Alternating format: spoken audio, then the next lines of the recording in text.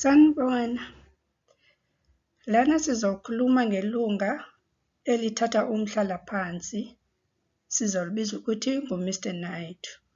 uMr Naidoo uzobe ehlanganisa iminyaka engu-63 ngoJulayi, abe enemali elingana no-3 million. Inhloso ukuthi sinikhombise ukuthi uma udonsa kakhulu kwenzekalani emalini yakho, noma udonsa kancane kancane ukuthi imali yakho izohlala isikhathi esingakanani. U-3 million kaMr Naidoo ufika uhlulwe bezingxenye ezintathu. Uma ezothatha ingxenye eyodwa kusala ezimbili, kusho ukuthi imali azohola kuyona ku-2 million. Uma kulo 2 million ezohola ngoka-6%, ukusho ukuthi inyanga nenyanga uzohola imali elingana no-9,600. Uma ehlanganisa iminyaka engu-85, ukuthi imali yakhe siyaqala ukwehla.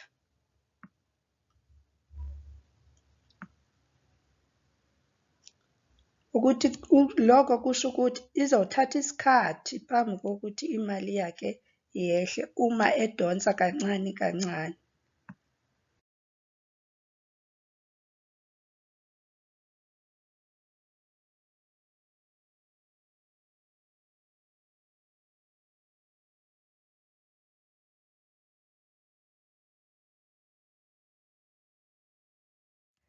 Kanti uma efisa usenako ukungathathi lutho asebenzise yonke imali yakhe ukuthi uzohola. Usho ukuthi inyanga nenyanga uma edonsa u-6%, kusho ukuthi uzothola u-13,700 inyanga nenyanga.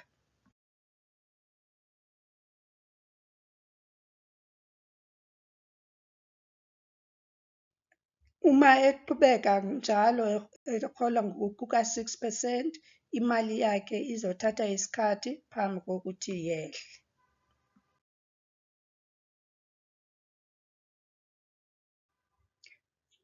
Manje masishintsha sithi uMr Naidoo uthatha u-12%, abe ewuthathile no-1 million oyingxenye eyodwa, kusale u-2 million.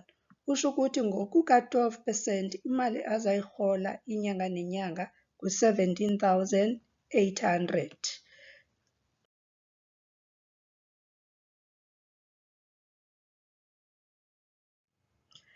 Lana isikhombisa ukuthi imali yakhe isiyaqalisa ukwehla. Ngamanye amazwi ayizomlasta isikhathi eside. Lokho kusho ukuthi umehluko phakathi kokudonsa ngo-6% nokudonsa ngo-12% kuneminyaka engu-17. Imali yakhe uma ebeqhubeka ethatha ngokuka-6%, ibisenomlasta aze afike kwiminyaka engu-85. Kodwa uma ezawuthatha ngokuka-12%, kusho ukuthi imali yakhe izawuqala ukwehla uma eneminyaka engu-68. Lokho kusho ukuthi kubalulekile uma uthatha umhlalaphansi ungathathi ngokwephesenti eliphezulu.